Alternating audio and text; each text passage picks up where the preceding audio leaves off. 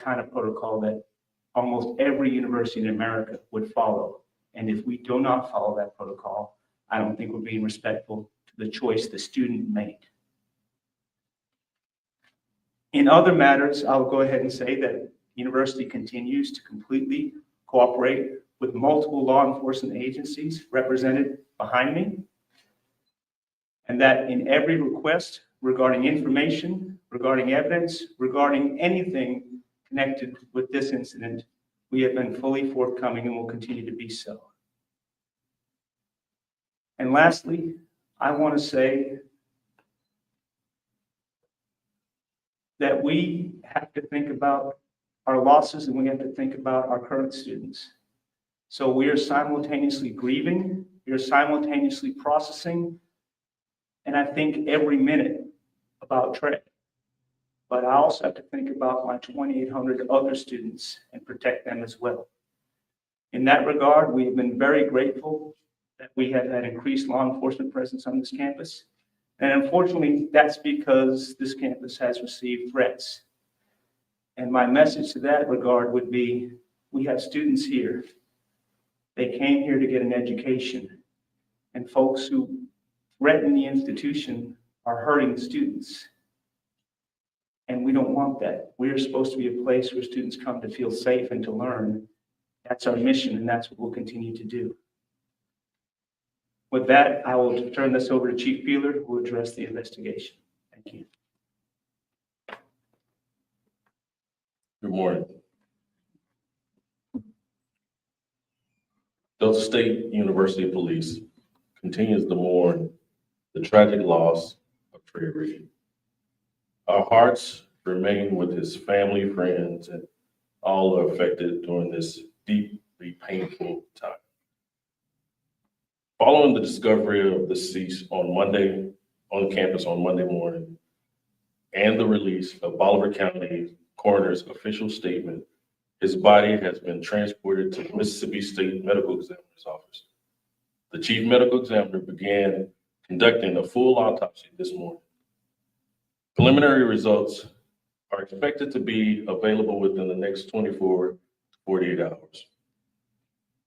This joint investigation remains active, and the Delta State University Police is in full cooperation with all agencies involved. This is an isolated incident. Due to the support of the state and local law enforcement and the increased law enforcement presence here at Delta State, there are currently no active threats to the campus, and the university remains a safe environment for its students, faculty, and staff. Delta State Police, in conjunction with the Mississippi Bureau of Investigation, Bolivar County Sheriff's Office, and Cleveland Police Department, plans to provide another update once preliminary findings are released and the university officials have met privately with the next of kin. Out of respect for those grieving, we ask for continued patience and compassion as this investigation proceeds. Again, we extend our deepest condolences to those impacted by this tragedy. Support services remain available for anyone in need of assistance. And again, this deeply saddens us. He's one of ours. And so our hearts go out. We mourn as well. At this time, are there any questions? Chief, Martin Staunton, Fox 13 News in Memphis. First question that comes out is, how was the statement foul play has been ruled out so soon when you just said a preliminary coroner's report hasn't even been released? Thank you for your question. Again, the statement was initially, at this point, we didn't believe or have evidence of foul play. Chief Ross Adams, 16 WAPG. You talked about again the initial report about a no foul play. Did you personally put your eyes on the student's body and how can you make a determination by making a physical observation without having any knowledge about what happened to that person's body?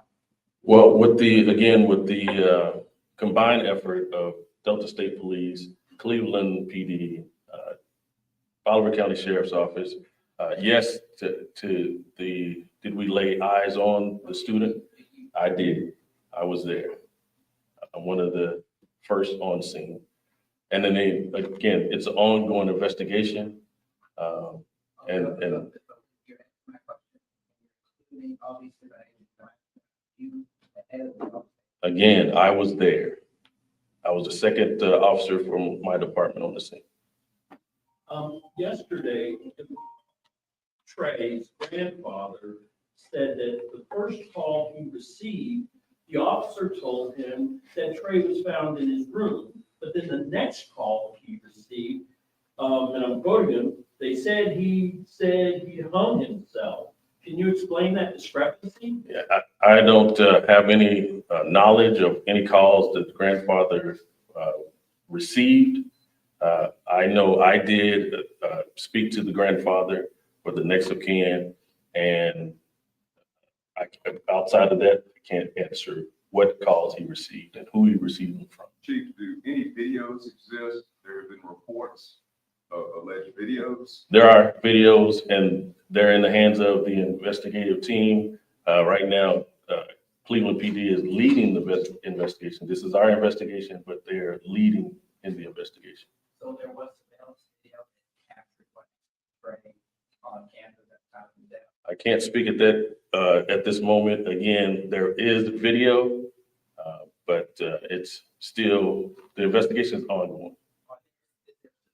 Video that captured what happened in that area where the body was found in the phone. Again, there's video out there, and we can't speak to that at this moment. It's still an ongoing investigation, yes. Can you talk about the threats that were made to campus that the university president alluded to? Just the fact that, again, emotions are arising, people are calling, and I don't have a specific threat yet, but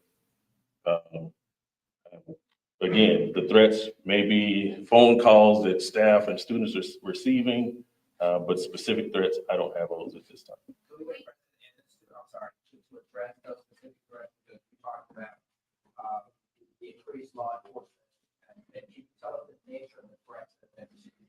So we will defer to law enforcement regarding whether these threats are credible. Right now, the law enforcement behind me and those joining with Delta State have declared the campus remains safe. I don't need to point you all to people on social media saying things about this campus, some of which sound threatening. We hope that they would stop entirely. Law enforcement will determine if anybody is really a credible threat to campus. They can run down names. They can figure out if someone is simply being a troll online or whether there's somebody who might actually take action. At this point, we don't have any credible threats that I'm aware of, and law enforcement will let me know. But that doesn't mean it doesn't hurt when someone calls the office and says that this is a terrible place and that, people should be hurt. And I hope that that's just empty threats, but offices' phones are ringing.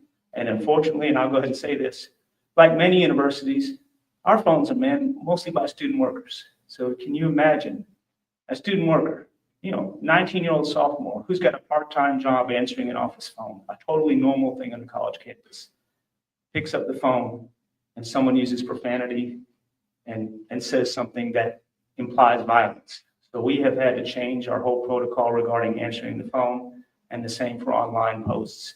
And the balance between free speech, people can of course get online and say what they want, and protecting our students and faculty and staff. So I reiterate what the chief said. Our law enforcement experts are following every lead, and they're analyzing every post and every phone call to see if there's a credible threat. Sir, Martin Staunton, Fox 13 Memphis. In the current climate, in the dismantling of DEI programs across the country on college and university campuses, how would you describe the state of race relations here at Delta State in the student body?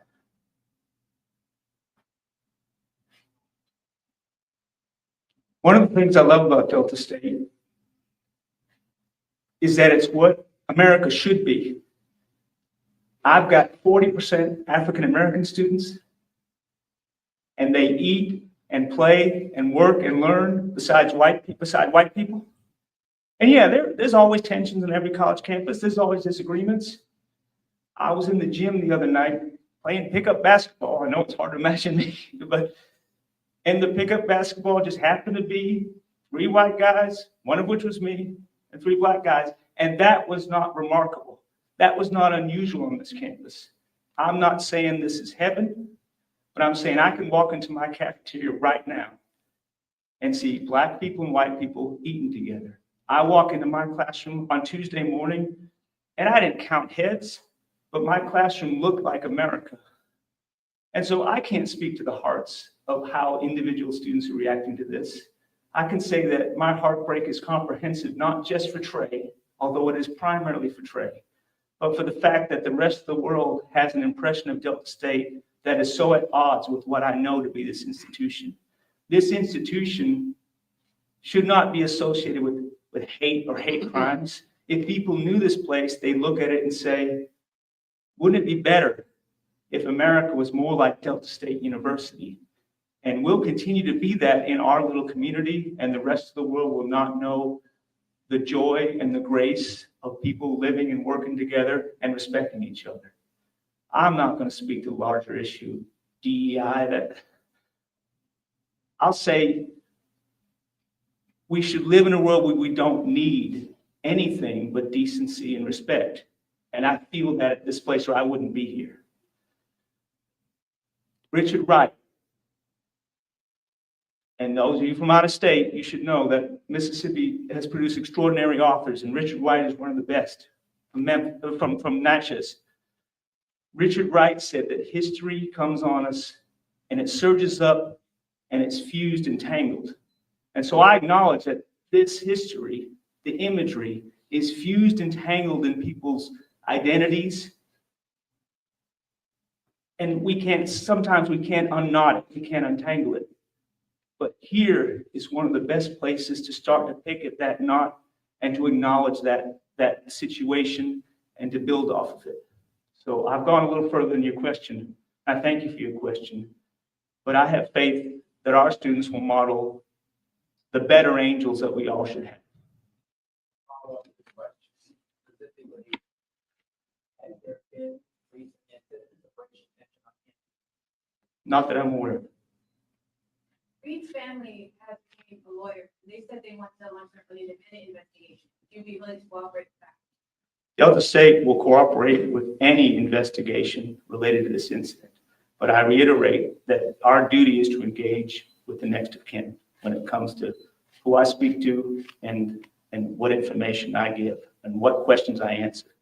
So are they family members, those 2 individuals? They are the individuals that Trey chose as his emergency contacts and next of kin. They can decide if they want to be public. I will not make them public because that's their choice and their privacy. I have a question for Chief Martin Staunton, again, Fox 13 Memphis. So if the autopsy is underway, it sounds like as we speak, when will that body be available for the independent autopsy that the family announced that they're asking for? That announcement coming yesterday. Again, as soon as we receive we expect in the next 24 to 48 hours, we'll have the results. I'm not sure at this time when that will be available to the family or the public. At this time, I don't have that information. Will that be the Preliminary, yes. How long will it take? I don't have that information. Chief, we know the body was found Monday morning. Do we know when the hanging took place? Was it sometime Sunday? That's still being investigated right now. I have one more question for the president. Sir, I'm sorry. My name is Dan Ennis, E-N-N-I-S. Thank you. It rhymes with tennis, not other words. Thank you. I can feel your emotion. How are the other students handling it? What counseling services are being given to the rest of the student body here for especially among the friends of Trey? I want to give credit and thanks to our entire student support services. That includes our student affairs, our counselors, our coaches, our faculty. Basically, any person on this campus who works at Delta State has opened themselves up to students, formally and officially and professionally, through our counseling services center. And our counselors, of course, were on duty. They're always on duty, but they've been on extra duty. But then, of course, some students reach out to their coach, or they reach out to a professor. And we have had frequent communication about being sensitive and directing students to professional help.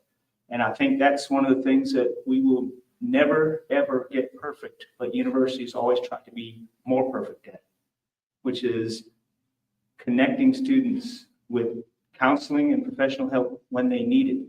And we know, I'm talking in general terms about college students now, I'm not speaking to this case. We know that students walk around with invisible burdens. And when they even become a bit visible, we have to give them someone to talk to. I also want to thank our colleagues at other Mississippi universities. We have been offered and have accepted help of additional counseling services, other counselors from other universities, and the Cleveland City School District. They, of course, have counselors as well, and the superintendent immediately contacted me and offered those services. I'm confident we have sufficient counselors. I was in the student health office yesterday, spoke to the counselors, and while they have been steady and busy, they have not been overwhelmed. But we also know that this is not just this week, that some of the students, all the students, will need support for weeks and months to come, and we're determined to keep giving them that support. Chief, have friends of Trey's been interviewed or talked to? Again, that's a part of the investigation, and it's ongoing. You said you went on that man, that Friday smell. Something next to the tree to indicate that he put himself up in the tree. Again, that's an ongoing investigation. I can't, I don't have that information, nor can I share it at this point. You are on the same. You were saying, Again, it's an ongoing investigation, and I can't answer that Do question. we know who called in with the student or? Again, it's under, that's all a part of the investigation. All right, and as far as disclosing names and things of that nature, I'm sorry. I have one more question. we were told that this would be thorough investigation. They have to. They are here. They are here. Yes, to answer your question, they are here. We were told to get. They are here in this room. Yes. No, not at this point. They don't have an official statement at this point. And so we don't know how Mr. Reed could have gotten up in the tree at this time. Again, ongoing investigation. Thank you for coming. Thank you.